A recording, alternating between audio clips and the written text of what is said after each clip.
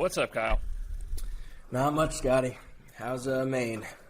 Oh, it's chilly. Chilly up there. 55 degrees out in the summer in here, and the house is. Jesus. Yeah, I got the wood stove going inside, so it's definitely not warm. Nice. But it's getting pretty. We had sunny a close to great UFC card this weekend. Just missed it by Sadiq. Sadiq's kind of screwed us, but Sadiq, we didn't do terrible. DraftKings did okay. Sadiq broke my heart a little bit. Yeah, that hurt. That one hurt. Yeah. But we'll start off just reviewing the fights and the picks, which we're on our takes. Our takes were great. Yep. Started off with Impa versus Sasha Politnikov. Sasha was a big dog. We stayed away from it. I said, if anything, bet Sasha. Impa showed why he was the big favorite and choked Sasha right out. Yeah. So not too surprising there. Just better athlete overall, and the drop to 170 was actually he looked good. He looked good at 170. Next fight was our best pick of the night: Da Un Jung versus William Knight. That was Da Un Jung was victory. literally twice the size of William Knight, and everyone knows Da Un Jung as a striker in the UFC. He came out and he just wrestled William Knight for all 3 rounds, beat the shit out of him, split him open. I thought we were going to get the finish there for a second, but Da Un Jung played it pretty safe, but a great win. Too easy of a pick. That's like the kind of pick where you wish you had $1 million. You could just put it on Jung. Then we had the Luis Saldana versus Jordan Griffin fight. It was a close fight. Saldana took it 29-28 on all judges' scorecards. I actually thought that Griffin had won, but the judges that night were going more for damage than anything else. So Luis Saldana did more damage and had the better strikes. They didn't really care about the takedowns of Griffin that he did nothing with, which is kind of good to see. Yeah. Jack Shore versus Hunter Azur. Jack Shore looked really good.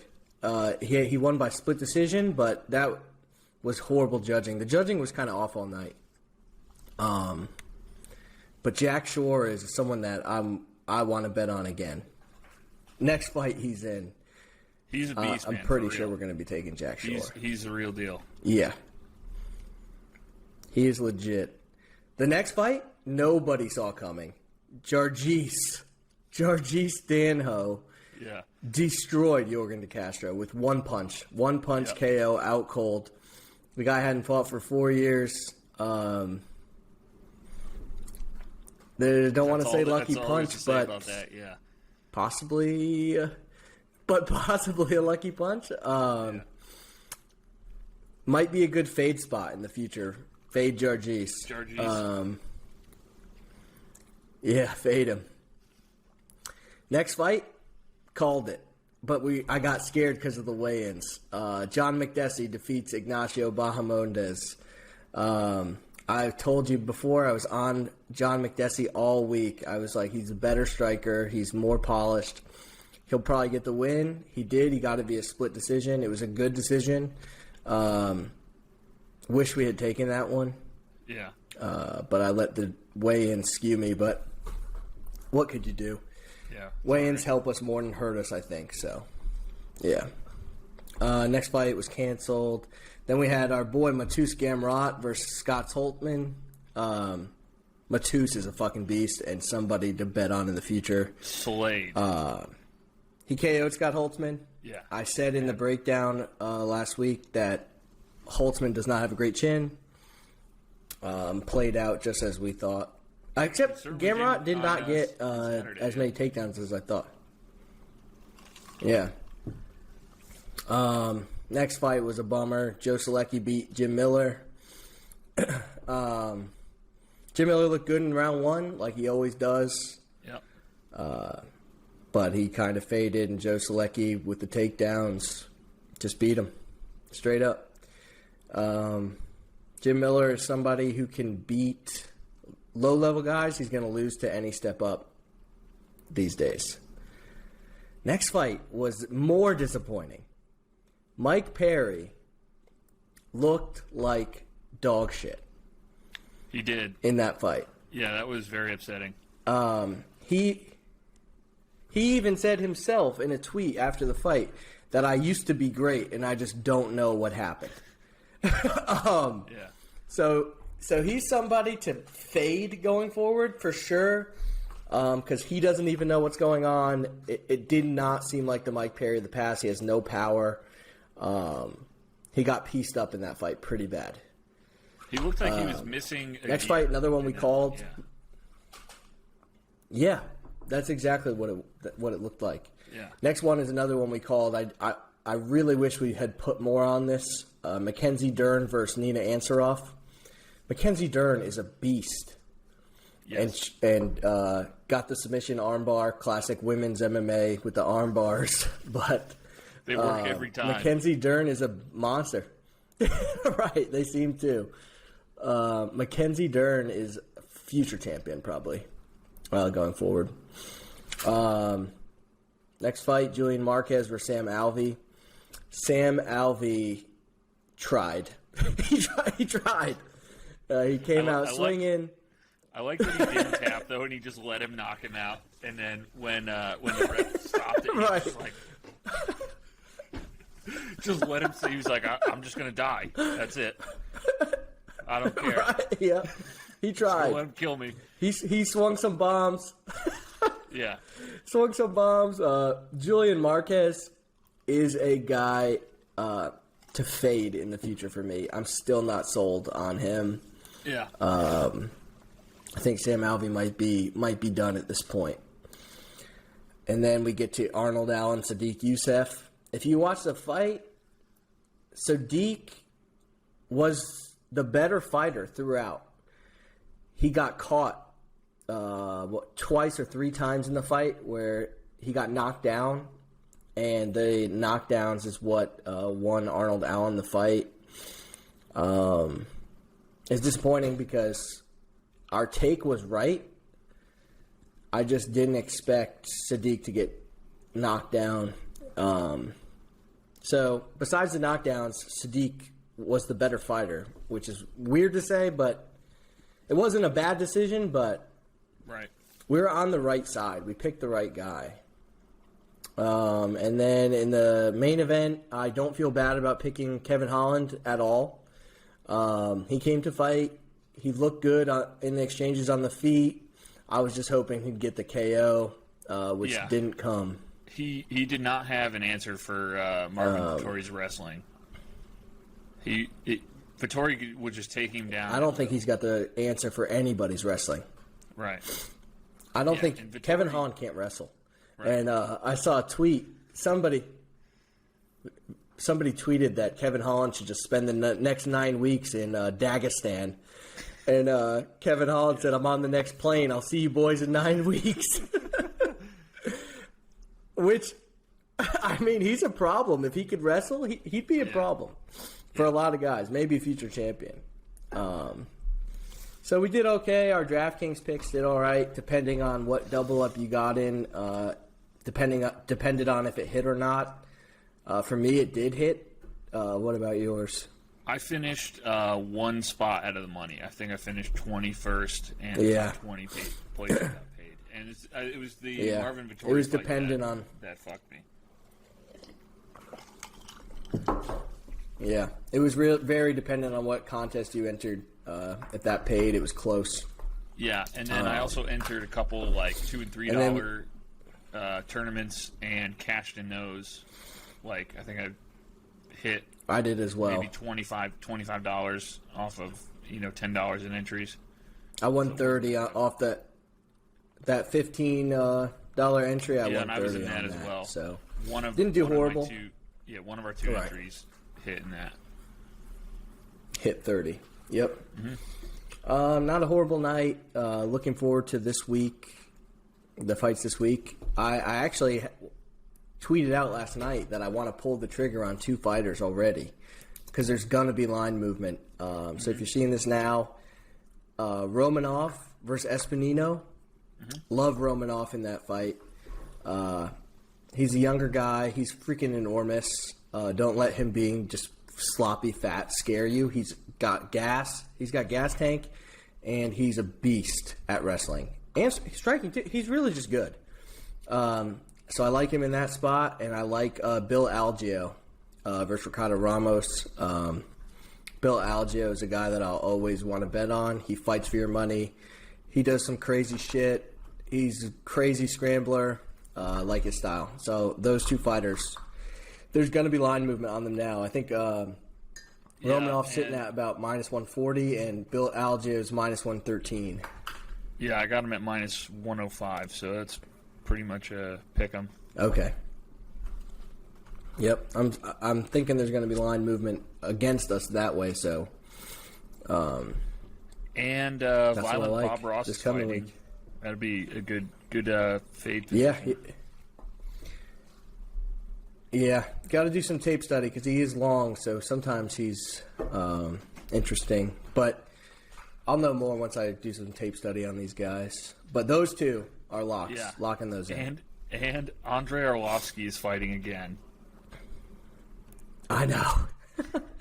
I know. He might be another fade. Chase Sherman. Yeah. Chase Sherman's not as bad as people think. So, what do you think about golf this week? We really sucked in the Masters. Well, Masters is hard. That's why we sucked. Yeah. But I do like this week more. The RBC Heritage. It's a Pete Dye course. So they're always tricky. It's a club down course, a lot of forced layups, so takes the driver out for a lot of the holes. Small greens, so you got to hit those greens. The guys who have won in the past have typically hit more greens and not relied on scrambling at this course. So last year, Webb Simpson won at minus 22. Fucking killed the course. Yeah. Answer finished in second. Berger, Hatton, we're all up there. Sergio Garcia, all iron guys. All guys who are good with their irons. Harris English finished tied for 17th. Jonathan Vegas tied for 17th. DJ, who plays this course every year, finished tied for 17th. And I just to point it out, made the cut. A guy who can't hit long worth of shit. Never makes cuts really anymore. Jason Duffner made the cut. Came in 41st last year. And the field this week for the Heritage is better than normal. I'm not totally sure why, but a lot of guys decided to play the week after the Masters this year. As of now, I think there's it is a little early, some guys looking for redemption from their shitty week. Past week. So quick DraftKings. DJ's in there. I like DJ this week. It's hard to not like DJ. At 10,900 after missing the cut at the Masters. I like him as well. Yeah. Coming off 2 missed cuts, people might not take him. Should play well here. Great iron player. Webb Simpson's 10-7. He won last year. Typically plays well at this course, not just last year. Love Colin Morikawa at 10-5. Yeah, I was just looking at him. Great with his irons. Yeah. Yep. Yeah, he played really well. Love Daniel Berger. Yes. He did. Love Daniel Berger at 10,000. He might be the pick. Daniel Berger. Love him this week. Zalatoris, he was the story of the Masters. Yes. Even more so than Hideki, it seemed like. He kind of stole the shine. Yeah. The little young kid. Looks like the caddy from Happy Gilmore. Doesn't even have a picture in DraftKings. Yeah, we're gonna have to push that graphic up on the screen. Just a gray silhouette. Sitting at 97. Another guy, Corey Connors this week. Corey Connors, he's always good, great iron player. Sungjae Im, Abraham Answer, he'll be super popular. Yep. Sergio Garcia should be popular. Another guy like 8,400, Harris English. What do you think about that one, Scotty? I was literally just looking at him while you were saying that. Yeah. I was like, oh, yeah. 5 top 10s, 10 out of 13 cuts made. Mm-hmm. Another one, really good recent form, didn't play in the Masters, Russell Henley. I like him at 7,900. Mm-hmm. A lot of people are going to be going to Bobby McIntyre because of how well he played in the Masters. Fade McIntyre for me. Yep. I like that. Brendan Grace, a guy I typically don't like, plays this course well. You could take him here. It's a shorter course. Only take Brendan Grace on shorter courses. Zach Johnson, another one. Can't hit it far, but he's another guy to take on short courses. He typically makes the cuts. Popular guy, Adam Hadwin. Great pick. 7,100. Yeah, I like Hadwin. Absolutely. Yep. And then my two boys, I stick with them even through thick and thin. Harold Varner, great iron player. Yep.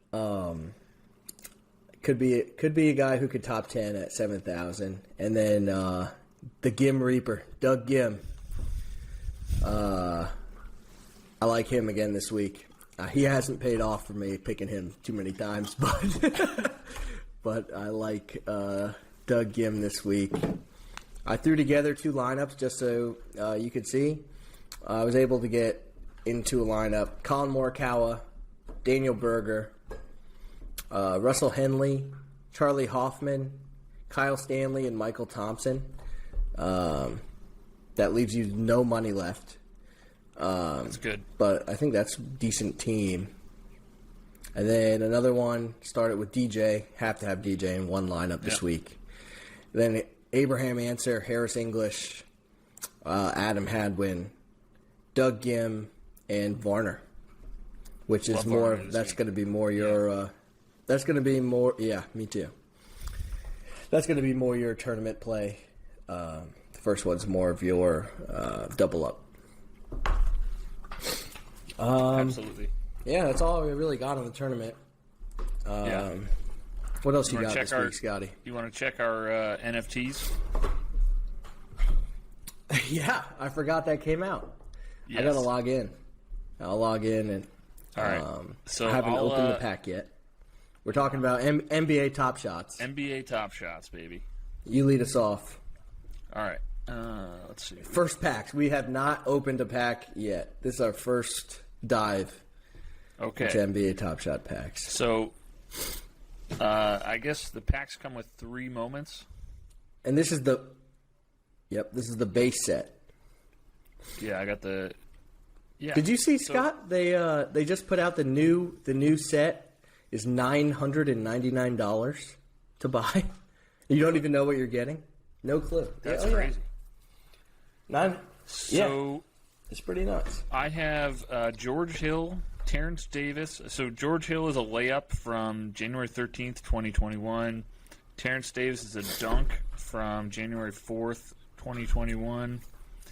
And CJ McCollum, it's just his handles from January 4th, 2021. He's the best player in the pack, though. Yeah. I think this one is pretty low serial number. Let's see if they'll let me play it. Do they, Oh, I hear it. It's got some audio.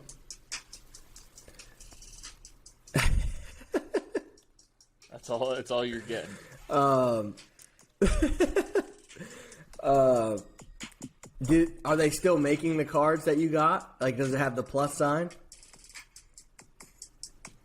That's a good question. Yes, they sure are. Yeah, but I think this pack was $9. Does that sound right? Right, a basic. Base pack? Yep. These are all going for $6 each. So, on the marketplace, I think one of them, So you should make some money. The CJ McCollum is going for $8. There you go. Hey. We should just keep trying to flip these, see how much money we get in our NBA Top Shots. It'd Interesting. Yeah, try and flip All it right, up to. so I'm going to go 1 ahead and Ethereum. open mine. Yeah. Okay, so this is like opening a real pack of cards. Click to open. Click to reveal. Oh boy. Who did I get? Danny Green, 3. Wet.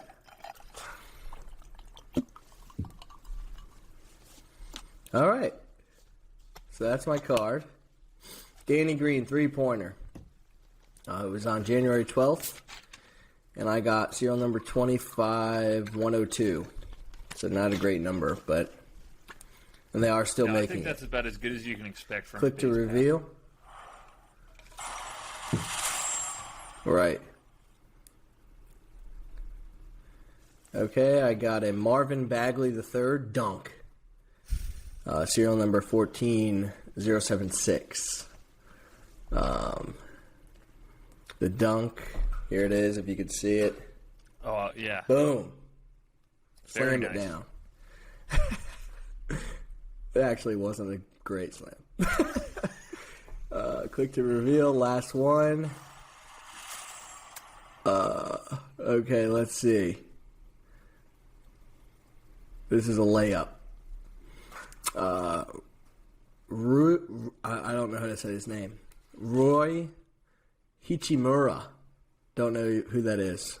No. But it's That a one's layup. probably a $2 card. A nice layup. There we That's go. solid. Solid moment. Kind of. Yeah. Oh, yeah. So then, view my progress. We got an achievement for that. Yeah. Yeah, we're moving up in the. Oh, in the a world notable of- pull. It says notable pull is my Rui Hichimura layup. Lowest serial number. Oh, yeah. How much is this card going for? How did you look that up? This is just all new typed- to us. I just typed Place in for their sale. last name into the marketplace. Oh, okay. And Oh, wait. Here we go. Selling for $6. Yeah, that's Selling about for average $6. for That's the not base so ones. bad. No, Yeah. but that's literally double your money. If you sell Right. each one for $6, Yeah. This NBA Top Shot thing, there might be something to this. yeah. Well, if you look on the freaking marketplace, you can sort by most expensive. There was one. Let me see here. Just to let you know, we lost your video. You still have audio, but your video is disabled due to internet quality. But we still have audio, so just keep going. Yeah, it's because I'm running my computer off this fucking mobile hotspot, and it's feeling like very hot. Let's see. We've still got some Wi-Fi. Can you still hear me? Yeah. Yeah, your audio has been good the whole time. Okay. Well, whatever. You're not missing much. It's just my face. Yeah, so we should Yeah, I try mean, to there's- flip these there's so we can cards. get a new pack. There's cards up here for thousands of dollars. Like there was one. Right. There was one LeBron James dunk that was going for $250,000, and I checked. There were two Which is listed. insane. There were two listed, and I checked back a couple days later, and one of them sold. So That's some idiot. ridiculous. So this is the Somebody's probably laundering. this is the other hollow icon drop. You have to be eligible for it. I just checked my eligibility. I'm not eligible to even buy it if I wanted. I can't even spend my $1,000 on this fake card if I wanted to. I think that's how they're getting The requirements, you have to- by telling them that they can't do it. Exactly, because listen to how expensive this gets. You have to own 15 plus moments. You have to own two plus rare moments, and you have to own at least one legendary moment to be eligible to spend $999 on a pack of cards that you don't know what's in it. This is how Bernie It does contain swindled 10 everyone moments. out of their money. Someone is doing something. I don't know They what's are going taking- on, but Taking the Madoff playbook all the way to the bank. yeah, the Pet Rock playbook, and they're This at least with Beanie Babies, Tulip you had Bulbs something in your 2021. hand. Yeah. Tulip Bulbs 2021. But so right now there are no packs available for us to buy. By next episode, let's try to sell at least one of our moments. Let's try to sell one, and see if we can. If another pack comes available, we could get in on that. Yeah, absolutely. Yeah. All right, buddy. I'm gonna. I think I'm that's gonna go all fishing. I got for today. Yeah, I'm going fishing, and All right. I'll try and get this uploaded in under 13 hours on my from my little mobile hotspot. Yeah. There. See if my computer doesn't burst into flames while trying to upload this. And you want to shoot for Okay. sometime later in the week? All right.